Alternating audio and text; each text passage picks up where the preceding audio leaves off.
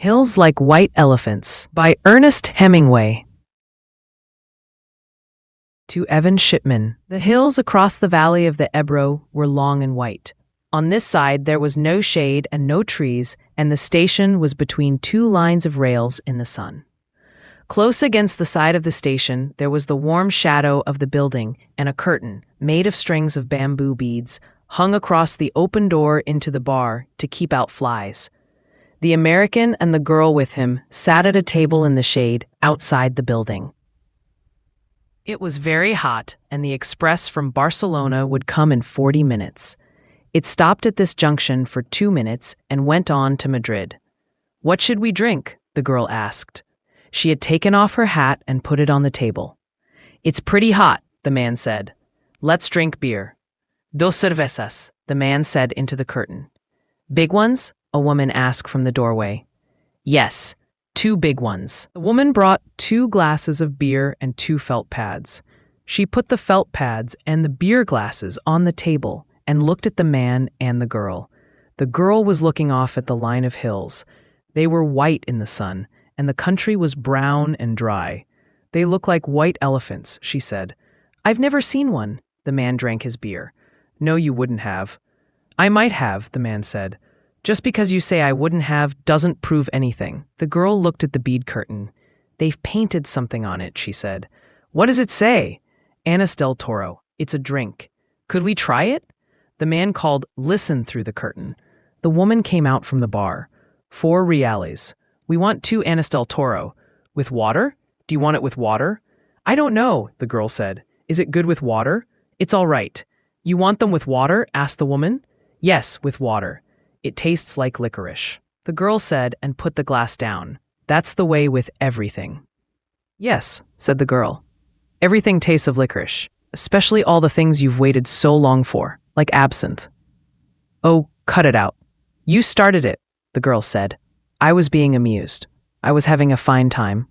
"Well, let's try and have a fine time." "All right. I was trying.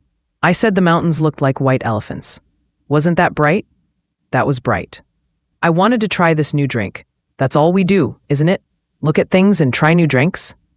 "I guess so." The girl looked across at the hills. "They're lovely hills," she said.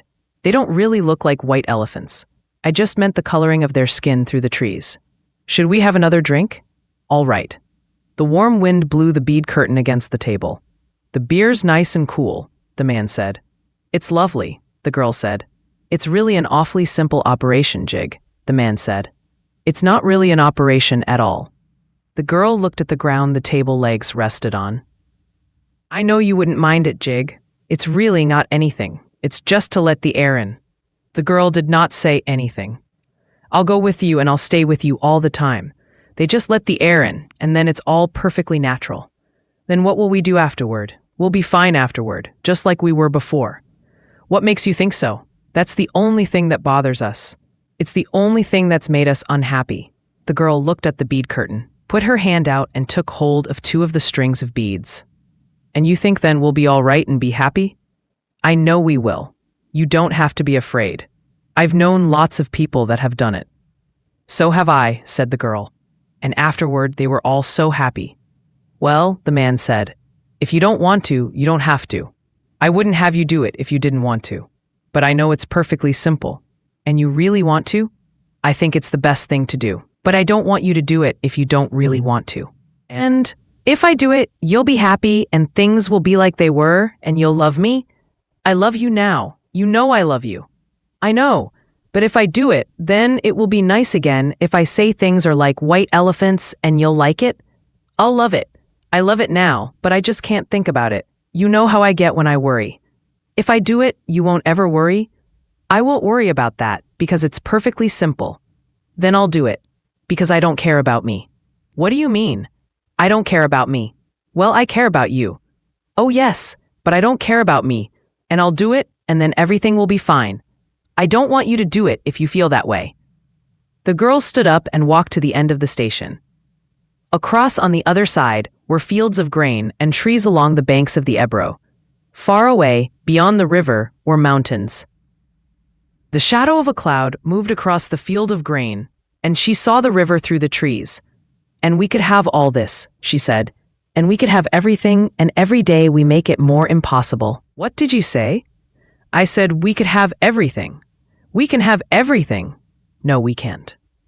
We can have the whole world. No, we can't. We can go everywhere. No, we can't. It isn't ours anymore.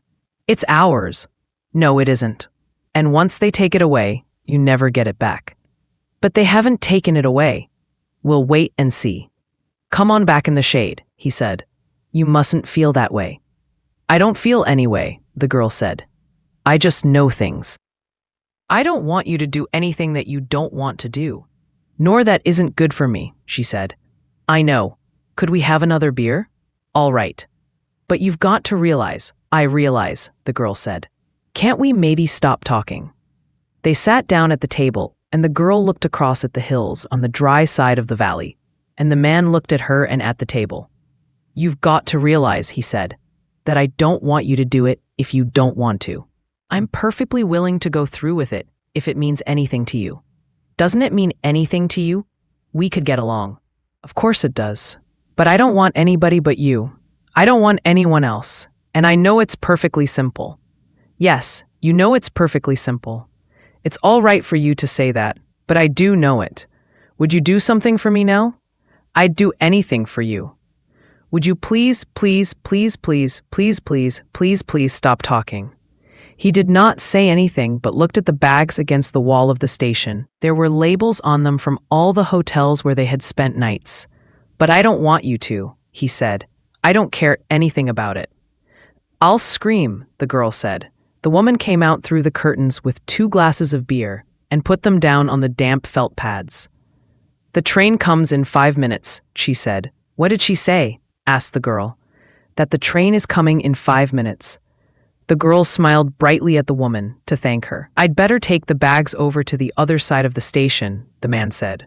She smiled at him. All right, then come back and we'll finish the beer.